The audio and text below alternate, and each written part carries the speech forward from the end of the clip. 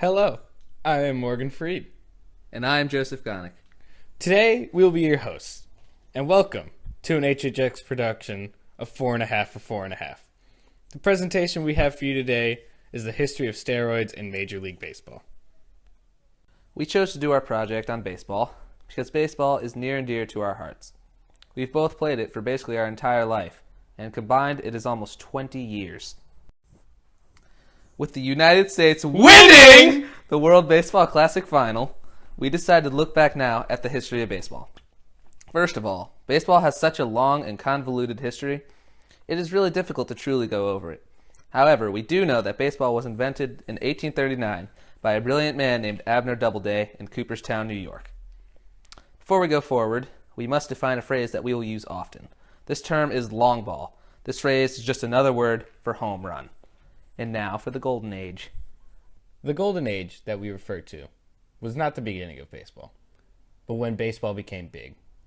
This was in the 1910s and through the 1920s, when baseball players actually became popular.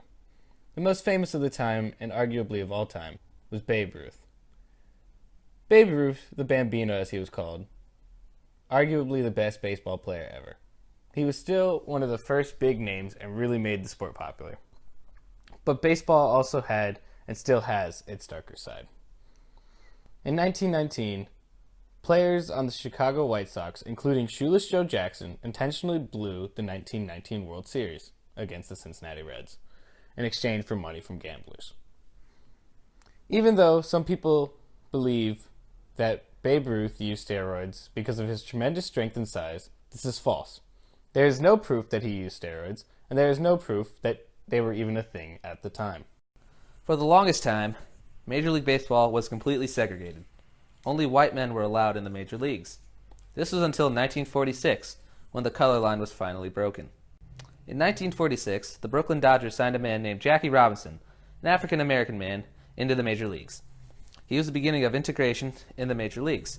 Many of the other teams soon followed, and after a few years, the sport was fully integrated, all because of one team signing one man. This era produced other spectacles as well, one of this being the Big Red Machine. The Big Red Machine was a Cincinnati Reds team that absolutely dominated Major League Baseball from 1970 to 1979.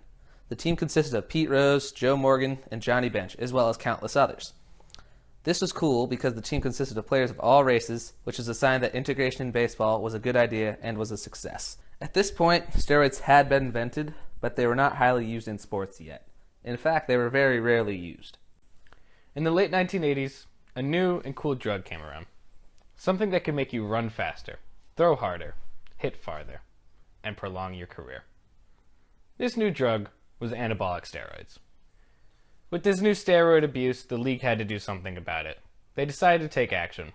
In the Mitchell Report, former Senator George J. Mitchell finds and reveals 89 different baseball players who use steroids. But in his conclusion, he points out that even though federal crimes have been committed, the league must move on.